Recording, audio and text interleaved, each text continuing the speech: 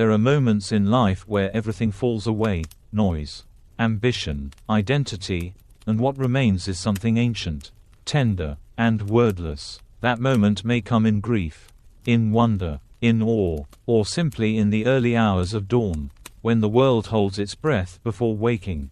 It is in these spaces that Rumi speaks most clearly, not to the mind, but to the soul. He once whispered, "The breeze at dawn has secrets to tell you. Don't go back to sleep." And maybe that's why you're here, not for information, but for remembrance, not for answers, but for awakening. So pause, just for a moment. Put down the armor, let go of everything you're trying to fix. There is no self to improve here, no lesson to master, only this, the invitation to return to the center of your being, the part of you untouched by time, untouched by pain, untouched by the world, in a world constantly urging you to perform, to achieve, to broadcast your every thought. It's an act of rebellion to be still, to simply be. This is not just a video. It's a journey inward, a soft pilgrimage toward your own sacred silence. Scene 1. The truth beneath your name. From the moment we are born, we are named, and with that name come expectations, roles, and stories. You are the good student, the rebel, the anxious one, the overachiever, the caretaker, but beneath the performance, beneath the labels, we remain something deeper. Most of us spend our entire lives trying to be someone. But Rumi reminds us, the goal is not to become more, but to become less attached, less entangled, less defined, because only when everything false falls away can the true self emerge. And that true self, it's not your resume, not your trauma, not even your thoughts. It's the part of you that witnessed your first heartbreak, and kept breathing. The part of you that stood in awe of a sunset once and forgot your name. The part that listens in silence and knows, I am. Real-life interlude, a story of unplugging. Years ago, a close friend of mine, a burned-out tech executive in Silicon Valley, booked a silent meditation retreat in Thailand. No phones, no speaking, no contact with the outside world for 10 days. On day 3, he broke down, not from silence, but from the sheer weight of everything that surfaced when the distractions were gone. Childhood memories, forgotten dreams, the way he had abandoned his creativity for achievement. But by day 7, something shifted. The silence didn't feel empty, it felt alive. And on the final day, he wrote one line in his journal: "Everything I've been chasing was inside me all along." This is what Rumi teaches, not to run away from life, but to run into it by going inward first. Scene 2. The sacredness of solitude. We often confuse solitude with loneliness, but they are not the same. Loneliness is the ache of not being seen. Solitude is the quiet joy of seeing yourself clearly. Most people avoid being alone because they fear what they might find in the silence. But Rumi revered solitude. He called it a sacred chamber, a sanctuary where all masks fall. And what remains is not emptiness, but essence. Solitude is not about isolation. It's about intimacy, with yourself, with God, with reality. In his own words, a little while alone in your room will prove more valuable than anything else that could ever be given you. He wasn't romanticizing loneliness. He was pointing to a portal, a place where the voice of the soul grows loud because every other voice has gone quiet. Scene 3. The descent, when the world stops speaking. What happens when all the noise dies down? Not just the noise outside, the notifications, the voices, the never-ending swirl of deadlines and distractions, but the noise within. The inner dialogue that loops endlessly. Am I enough? What do they think of me? Will I ever be okay? When those voices fall silent, most people panic. Why? Because silence is not empty. Silence holds a mirror, and in that mirror, we see ourselves stripped of filters, stories, and shields. This is the void. Rumi knew it well. He wrote, "Why are you so afraid of silence? Silence is the root of everything. But to enter that silence is to risk everything you thought you were. And that's what makes it so sacred, and so terrifying." Scene 4. When the masks fall off. In daily life, we play roles: the confident one, the nurturer, the achiever, the rebel. But when you're alone, truly alone, with no one to impress, something strange happens. You begin to notice the tension hiding behind your smile, the tightness in your chest you always ignore, the stories you tell yourself just to get through the day. There's no one to perform for, no one to validate you. And that's when the journey begins. At first, it's agonizing. The silence screams. The ego trembles. The stillness feels suffocating. You'll want to reach for something, anything, to distract you. But if you stay, if you just stay, you'll start to hear a quieter voice beneath the noise. Not a voice of fear, but of truth, of presence, of love. Commentary: the modern soul's fear of stillness. We live in an age of constant stimulation. Our eyes never rest. Our minds never pause. Even our relaxation is curated and broadcasted. Stillness has become a lost art. In therapy, I once heard a man say, "I'm afraid of what I'll feel if I stop running." And that's exactly it. We don't fear solitude. We fear what solitude reveals. We fear our own unmet grief, our unspoken longing, our forgotten joy. But it is precisely these hidden truths that Rumi invites us to meet. Not to escape, but to integrate, because only what is faced can be healed, and only what is healed can be loved. Scene 5, Entering the Void. The void is not a place. It is a passage. It is what remains when all false structures collapse: your ego, your plans, your self-image. In Sufi mysticism, this is called fana, the annihilation of the self. It is not death in the traditional sense. It is death of illusion, death of identity, death of all the false scaffolding we build to feel important or safe.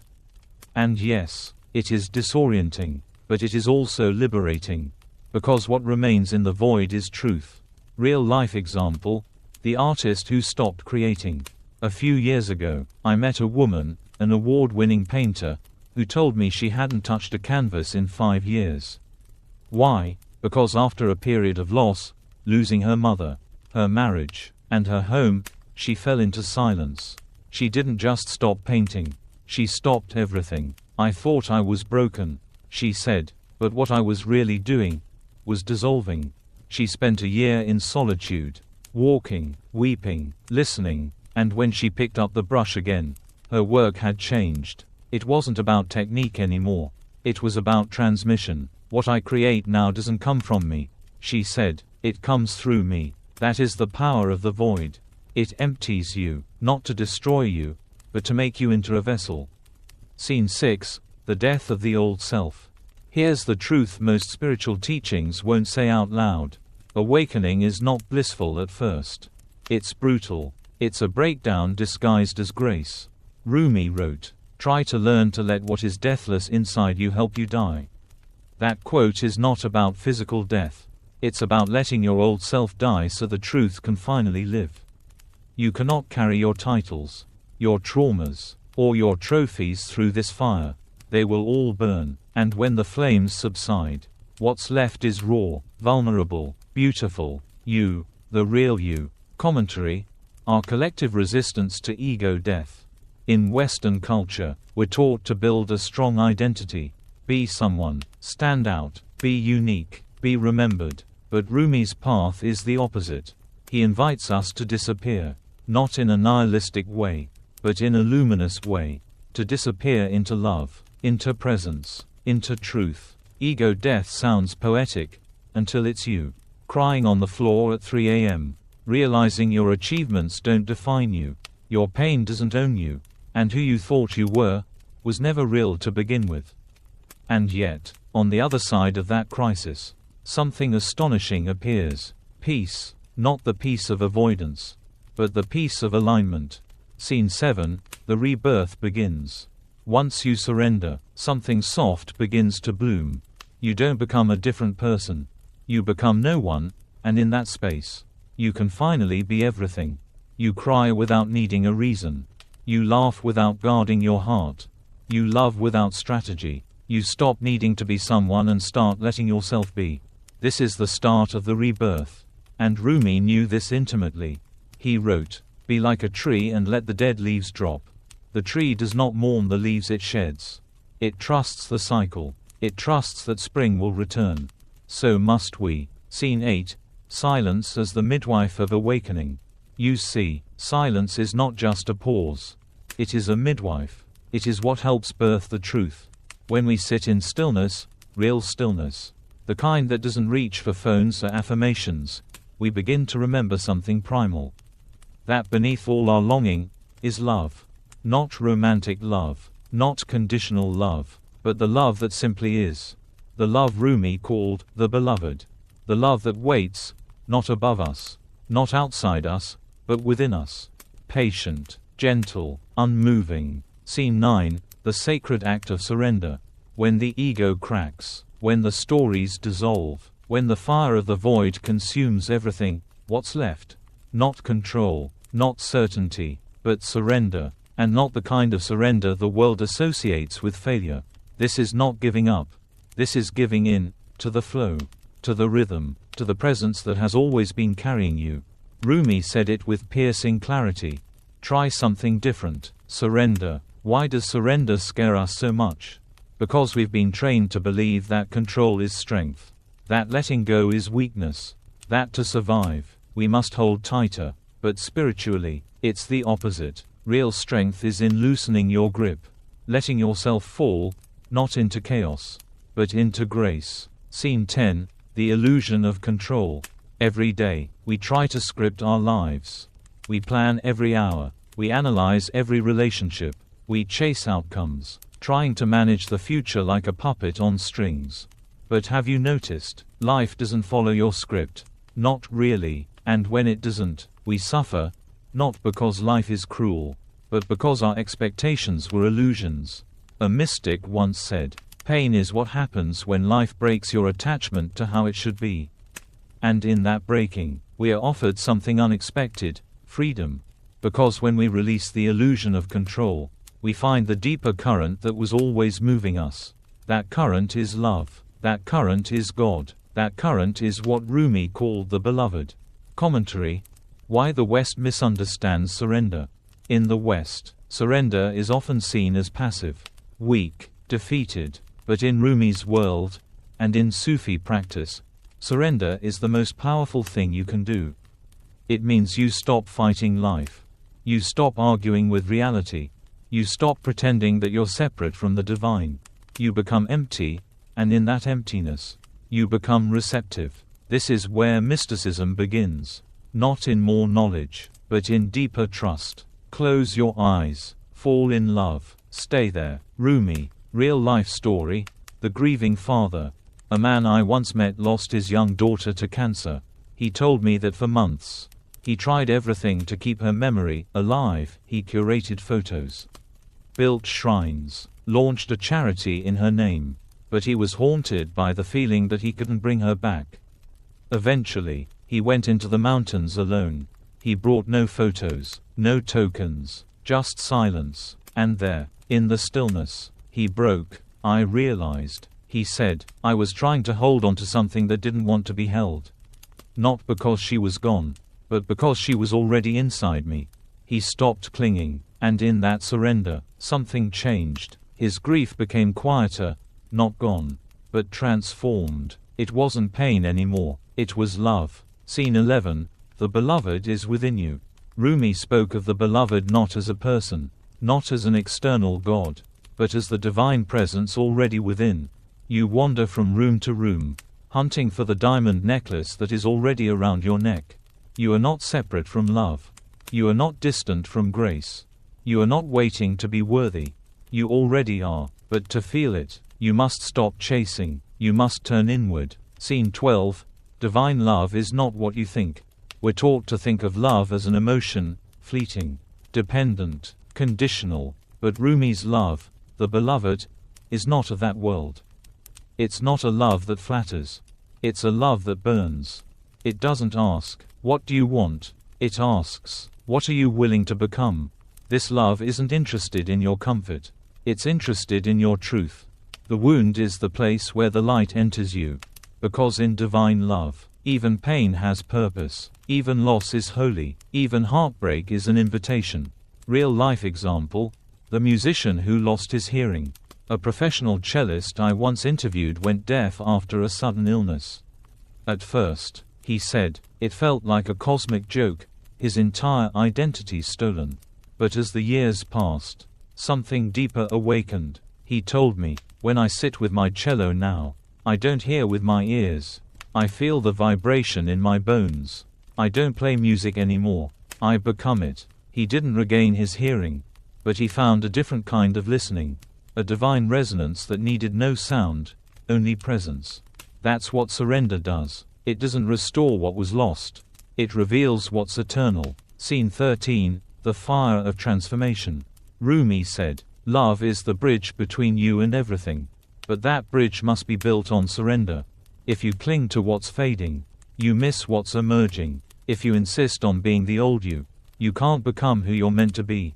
And yes, transformation feels like fire, because it is. It melts what no longer serves. It reshapes the soul. Burn away the self. Let the soul be a flame. This isn't metaphor, it's a lived truth. You will be scorched, but what remains will be real. Scene 14, The Great Remembering. At some point, the seeker stops seeking, not because they found what they were looking for, but because they remembered it was always within them. The mystics call this the return. Return to truth. Return to presence. Return to the heart. It is the moment when you finally understand. You were never chasing God. God was chasing you. And every loss, every ache, every silence was a whisper. Come home. Scene 15, The Divine Spark of Friendship. Shams enters the story.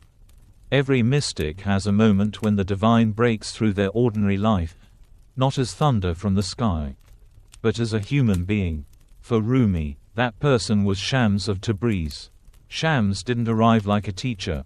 He arrived like a fire. He didn't soothe Rumi, he shattered him. Before Shams, Rumi was a respected scholar. Refined, disciplined, predictable. After Shams, he was a man possessed by love. Not love for a person. Love for the divine through a person. A love that burned away his knowledge, his ego, even his public identity. This was no ordinary friendship. It was a sacred combustion. Scene 16, The Mirror of the Beloved. Shams didn't give Rumi answers.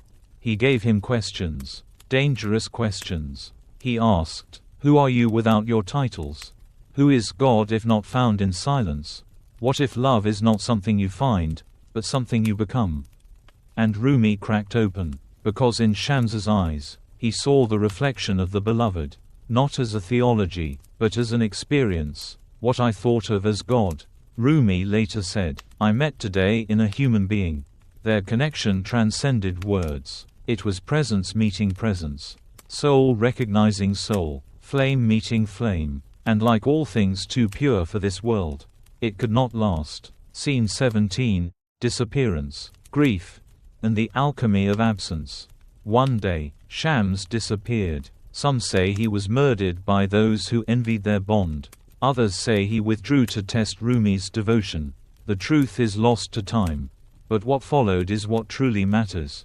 Rumi collapsed. He wept. He wandered. He searched for his friend in streets, cities, stars. But slowly, painfully, something began to shift. Shams was no longer outside him. He was within. Rumi wrote, why do you weep? The source is within you. And this whole world is springing up from it. He had crossed the threshold from dependency to union. Commentary: the role of loss in spiritual growth. Loss breaks us open, and in that breaking, something real can enter. Every spiritual path includes absence. The desert, the silence, the unanswered prayer. But this absence is not cruelty. It's an invitation, because what we love most deeply often leads us back to ourselves, if we're willing to walk through the grief. The spiritual maturity Rumi gained after Shams left was greater than what he had during their time together. Because now, he no longer needed to see Shams. He became him. Real life story, the friend who disappeared. A woman once told me about her closest friend from childhood, an older neighbor who mentored her like a big sister. They lost touch after she moved away. Years later, during a severe depression, She said she began hearing that friend's advice in her mind. Phrases she hadn't thought about in decades. I realized she wasn't gone. She told me. She had become part of me. The voice wasn't imagined. It was internalized love. That's what sacred friendships do. They don't just touch your life, they change your structure. Scene 18. The whirling begins, love in motion. Rumi's grief didn't end in silence. It erupted in movement. He began to whirl, spinning in circles beneath the sky. Arms open, one hand to the heavens, the other to the earth. The Sema was born, a sacred dance that mimicked the cosmos. Planets circling suns, electrons around nuclei, the soul orbiting the divine. It wasn't performance. It was prayer, a visible metaphor for surrender. Each turn said, I am not here to control. I am here to receive. Scene 19. Becoming the shoreless sea. Rumi wrote, then, like a drop released into the ocean, all my sorrows vanished in the sea of your love. He no longer saw himself as separate. Not from God, not from love, not from anything. He had become the shoreless sea, the vast, undivided, ungraspable presence that mystics call divine union. And here's what's most beautiful. It didn't come through more study. It came through heartbreak. It came through the disappearance of the one he loved most. Commentary. When union emerges through separation, Rumi's path isn't just mystical poetry. It's a blueprint for inner transformation. You love, you lose, you break, you integrate, you become. We often think love is in the union itself. But sometimes, it's in the letting go.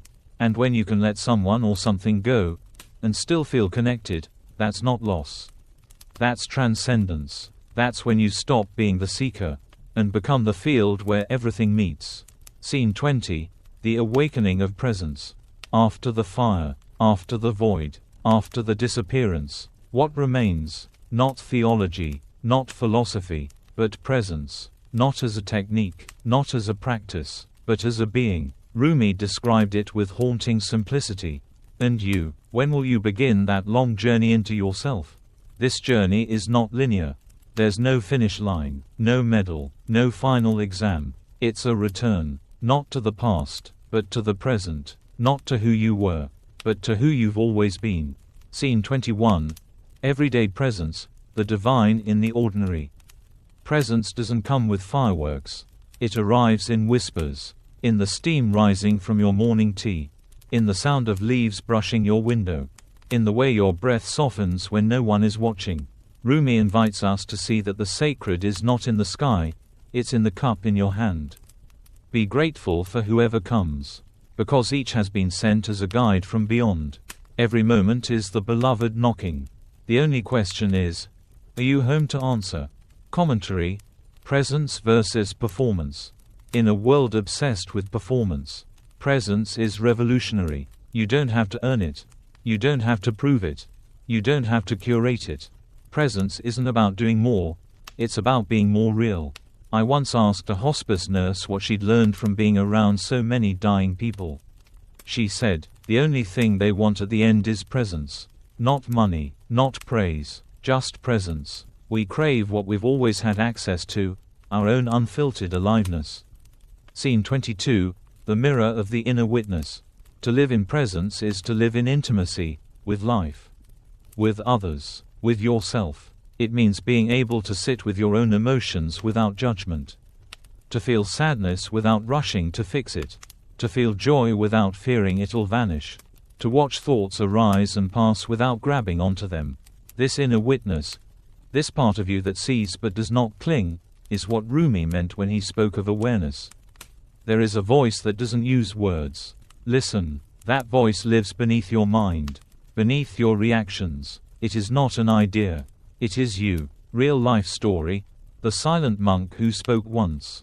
A Zen monastery once hosted a monk who had taken a 10-year vow of silence. At the end of the decade, during a closing ceremony, he was invited to speak one sentence. He stood before the assembly, looked around slowly, and said, "Everything I thought I had to say was already here, in the silence." Then he sat down. That's what presence does. It empties your need to explain. It replaces language with knowing. Scene 23, from presence to love. Here is where Rumi's path turns from stillness to fire again. Because once you've lived in silence long enough, something begins to stir beneath it. A warmth, a current, a hum. It doesn't come with a name, but you know what it is. It's love. Not the kind of love that clings or begs or manipulates. Not romantic or emotional or strategic. This love doesn't need a recipient. It just is. It's the pulse behind the breath. The echo beneath the heartbeat. The quiet yes beneath existence. Scene 24, the beloved revealed. Rumi called this the beloved. Not a person, not an object of affection, but the divine presence that moves through all things. The beloved is not something found. It is something uncovered. That uncovering happens slowly, layer by layer, fear by fear, mask by mask, and eventually, you see, you weren't looking for love. You were looking for yourself beneath the parts of you that forgot how to feel. The beloved is not far. It's the space between your thoughts. The light behind your eyes. The quiet knowing in your chest. It's what's left when nothing is missing. Real life story, the love that needed no return. A caregiver for Alzheimer's patients told me of a woman who visited her husband every day, long after he forgot who she was. One day, a nurse asked her, "Why do you still come?" She smiled softly and said, "Because love doesn't need to be remembered to be real. That's divine love. Not dependent, not transactional, just true. That kind of love doesn't fade. It doesn't need a reason. It flows. It is." Scene 25, becoming love itself.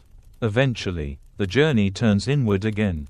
Not towards self-discovery, but towards self-forgetting. Not in a harmful way. In a holy way. You begin to see. You are not a separate being who has love. You are love remembering itself. You were born with wings. Why prefer to crawl through life? This isn't poetry, it's prophecy. You weren't made to beg for love. You were made to radiate it. You don't need to chase it. You need to embody it. Scene 26, the living poem. Rumi said, "Let yourself be silently drawn by the strange pull of what you really love. It will not lead you astray. When you walk in presence, love follows you. When you breathe from the soul, the world bends toward you. Not because you're special, but because you're aligned. You become a living poem.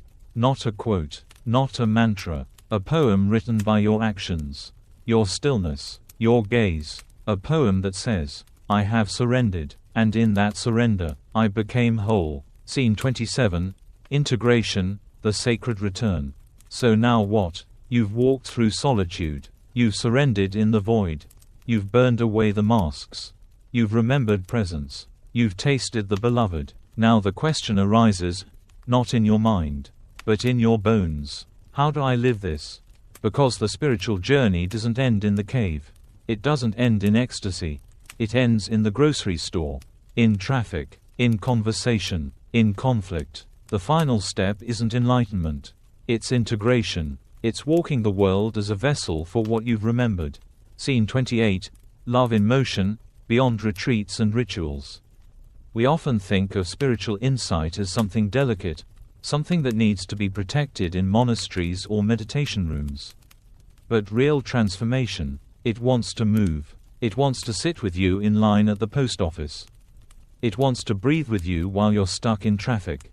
It wants to look into a stranger's eyes and see no separation. Presence is not something you do. It's who you become. And when you become presence, love flows through you, naturally, effortlessly, endlessly. Let yourself be silently drawn by the pull of what you truly love. That love is not for keeping. It's for giving. Commentary, Rumi's spiritual maturity. In Rumi's later years, he wrote fewer poems about longing, and more poems about living. That's the shift. At first, we seek. Then, we surrender. Finally, we serve. Not out of obligation, but out of overflow. He didn't stop dancing. He danced more. He didn't stop grieving. He grieved more honestly. But all of it, his joy, his sorrow, his silence, his laughter, became offerings. Scene 29, becoming a mirror for others. When you embody the beloved, you don't need to preach. You don't need to explain. Your presence speaks for itself. It says, you are not alone. You are not broken. You are love. And in your reflection, others begin to remember who they are. 2. That's how healing ripples. Not from authority, from resonance. Be a lamp, a lifeboat, a ladder. Help someone's soul heal. Walk out of your house like a shepherd. Rumi didn't tell people how to awaken. He embodied it. And so can you. Real life story. The quiet server who changed a life. In a small cafe in Italy, a man in deep grief sat alone for hours, barely touching his food. The server didn't ask questions. She simply brought him warm water every 30 minutes and looked him in the eye with the gentlest gaze. On the 4th day, the man finally spoke. "Thank you for treating me like a person when I didn't feel like one."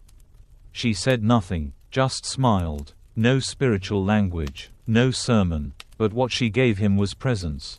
And that was enough. Scene 30. Returning with open eyes. Integration means seeing life with new eyes. You still brush your teeth, but now it's an act of reverence. You still wash dishes, but now it's a meditation. You still speak, but now you speak with presence, not performance. Even disappointment becomes sacred, because you're no longer demanding life to make you whole. You've remembered, you already are. Scene 31. The field beyond right and wrong. One of Rumi's most beloved lines.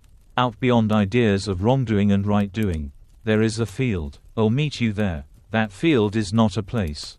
It's a way of being. It's where you can disagree without hatred. You can hurt without hardening. You can love without needing to own. In that field, you are free, not from pain, but from the illusion that pain defines you. That's where the beloved meets you. That's where you meet yourself. Scene 32. The invitation. Rumi's final message. Rumi didn't end his poems with conclusions. He ended them with invitations. Come, come, whoever you are, wanderer, worshipper, lover of leaving. It doesn't matter. That's the mercy of the path. You can start over at any time. You can forget 1,000 times and still be welcomed. You can fall, break, run, and hide, and the beloved will still whisper, "Come home." That's not religion. That's grace. Commentary. You are the journey. In the end, Rumi realized, there is no seeker, there is no goal, there is no path. You are not a drop in the ocean. You are the entire ocean in a drop. You are the journey. You are the love. You are what you've been searching for. And when you understand that, not just with your mind, but with your body, your tears, your stillness, then nothing outside you can shake you. Because now, you remember. Real life story. A young man in recovery. A young man once told me about a moment that saved his life. He was fresh out of rehab, sitting on a park bench, tempted to relapse. An elderly woman sat beside him without speaking. After a long silence, she said, "Whatever you think you need out there, you already carry inside." Then she stood up and walked away. He never saw her again. But that sentence, he hears it every day. And now, years sober, he teaches meditation to teens in recovery. He didn't become a guru. He became a vessel. Scene 33. The final breath. So now we return, not to where we began, but to where we've always been. Only now, with open eyes, you have sat with silence, faced your shadow, remembered your breath, reclaimed your presence, loved without condition. You don't need a conclusion. You need a beginning. And so we end with this reminder. You are not on the journey. You are the journey. You are not seeking love. You are love remembering itself. Thank you for walking this path. And now, walk it for real. Not in theory, not in ritual, but in how you show up to the world. In how you listen. In how you breathe. In how you love.